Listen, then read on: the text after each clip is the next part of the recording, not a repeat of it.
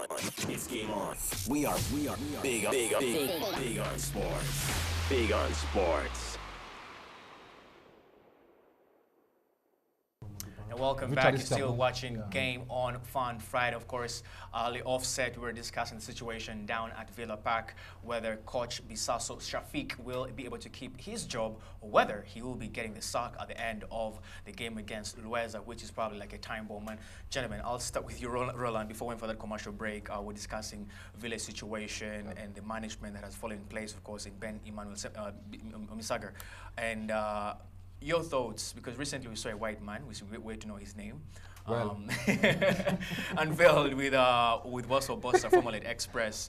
And you want to think, you've been at some of the training sessions and the intensive training sessions where you have the white man, Bisaso, on the side, which is which? And do you think these are the situations resulting or leading to the misfortune of AC Villa as far as results are concerned? Well, if you ask me honestly, disaster. It's a disaster for Villa because the way Ben Misaga is conducting details at Villa Park, it's very, very worrying. Very alarming. So alarming, issues keep on compounding after the other. The other day, Vitalis Tabu is suspended, and then you have managers, you have a bench of 6 managers on the stage. All that confusion, the players are all being thrown in all this confusion. They don't know who has the voice, who does all the tactics and all the game plan. For me, actually, if Ben Misaga doesn't really sort out his management, I think we feed into more crisis. Thomas, speaking to Bisaso early Wednesday morning hours, he spoke about putting his house in order, obviously, to the players that haven't been somehow delivering in terms of, could you look at AC Villa right now, to be honest with you, have quality in there with the addition of Emmanuel Okwi, who returned, who's in his third stint at the club. You'd want to think they should be able to get results, especially against Bright Stars. No disrespect for Kajobe's boys and also JMC, but this should have been 6 maximum points for them. What exactly do you think is going wrong at Villa Park? One thing is that JMC is one very stubborn side when they are playing in Ginger. We did see them when they are playing against cases here. They are a side that create chances and they can actually take them on a very good day. But against cases here, they are kind of sloppy. But talking about Villa and the JMC game, I really thought they really created a lot of chances and they were just unlucky to take the 3 points from Ginger. But again, like Roland said, there's too much that is happening in-house at Villa currently. There is a lot of pressure. When you have about 5-6 managers on the touchline, all of them trying to instruct, giving all sorts of different instructions, it's going to be hard for the players. Confusion for the players as well. Exactly. So there should be one voice for the players. They should be that one voice, the person that takes responsibility Alright. if the team actually loses. Because right now, when Villa lose, who actually takes the responsibility? It's the manager. It's the managers. But who is the manager? Okay.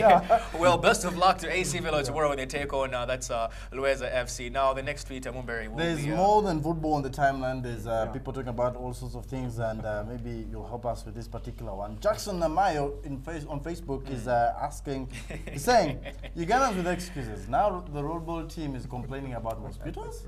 We eat and dine with mosquitoes. Here Thomas, in what exactly is that? Oh my God! And now, okay, we did actually talk about. We have even hosted the president of Uganda Rollerball Federation. He was here, Thomas Bamteze, and they actually traveled for the World Cup in Dhaka, Bangladesh. They left the country on Thursday, and Wednesday.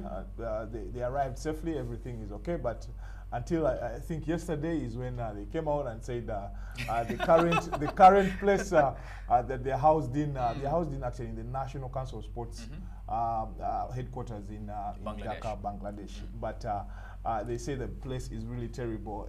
And funny story is that, Thomas, we were here on, I think, Tuesday, Wednesday, and you were shedding some light about Bangladesh, how horrific and shambolic the place is. I mean, I mean, I did try to Google some stuff about Bangladesh, but it was a second Africa, probably, I should say. It's a place that, if you looked at most of the videos on YouTube or online, it looks terrible. Very For me, terrible. I'm not surprised if By such comments they from come the out here and they participants. say that mosquitoes are the order of the day.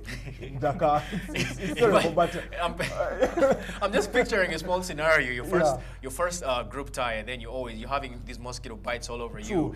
and obviously discomfort because obviously when Yeah. a mosquito bites you, it has got to swell, Yeah, and the true. chances are that you will fall sick and get cramp. no. Actually, the players have come out to say that they haven't had sleep. Okay. Because you can't sleep. What they have decided to do is to let the fans roll the whole night because you're trying to probably blow off the mosquitoes. But that means you don't actually sleep Yeah. because you're trying to avoid mosquito bites. But the following day, you have to go for training sessions Yeah. because tomorrow, actually today, they will be playing Tanzania in their first group game. They have Tanzania, they have Egypt, they have also actually the Iran, who finished second in the 2015 World Cup. So it's a group that is very tricky. The Egyptian side is a very good side. Probably the Tanzanian side might be shaky, but I mean, if you've not been sleeping for the last 2 days, it's going to be tricky. I'm thinking management should have actually dealt with such mosquito nets, True. spray the room. Yes. But I hope that won't be the excuse to get back poor results. No, at I the end of don't. the day. I hope it Oh, won't be. definitely. I mean, as sportsmen, you of You course expect it. expect some of these things to happen at international You know, events, and you know, you find when the players start crying for and lamenting about such kind of situations, and Yeah. if results don't go our way, honestly, you're not going to skin them. You will have to take We're that. optimistic that they'll actually go all the way until the final. We'll yeah. see For how me, that- for me, I think because, like I said, the only difficult team in their group is Iran, Yep. that finished second in the 2015 World Cup. The rest are teams that they have actually beaten. They beat Egypt in the Africa Championships that were held in Nambole here last year. They have beaten Tanzania. So for me, if they can beat Egypt and Tanzania in that group, probably Definitely go not get a bad result against Iran, I see them going through to the next Okay, round. Mumberry, the next tweet. What's the latest from basketball camp? This is coming in from Prince Lutuama on Facebook. There will be 2 games this evening. Of course, the selected team in the ladies up against the Gazelles, and the selected team in the males up against the Silverbacks. Those games will be, of course, down at the Logogo Indoor Arena or Indoor Stadium. And these games, I think, will help both Silverbacks and the Gazelles to prepare for the Zone 5 qualifiers. We'll be taking center stage in March. That's in Cairo, Egypt. But Thomas, the team, according to FUBA, requires $76,000 for facilitation and to get the boys and the girls ready. And obviously, we all know in the females, the team was summoned, and not really any surprising names in there. Same applies to the males, where you have Stephen Omonyi, who will be their captain, signed for City Oilers. Really can't wait to see. But the $76,000, quite a very, should I say, interesting figure. Yeah, I mean, it's a very big figure. Quite massive. It's quite massive. That is, I don't know how much, but in terms of shillings, but it's, I mean, for me, this has always been the same old story. You remember even in 2015, I think, Yes. when they had to travel, was it to Cameroon? Yeah, to Cameroon, something like that. They did have the same issues of money problems. We actually did host Grace Quizera on the show about 2 years ago, and he was talking about the same, almost the same figures for both the men and ladies sides when they were traveling for those championships. It's always been the same old story, yeah. for most of these federations. But I did actually, I've been trying to call Ambrose Tashobia, the president of Federation Uganda Basketball Association, and he hasn't actually been picking most of our calls because we are trying to find the gist of the whole story. He says the last text message we shared with him, he did say that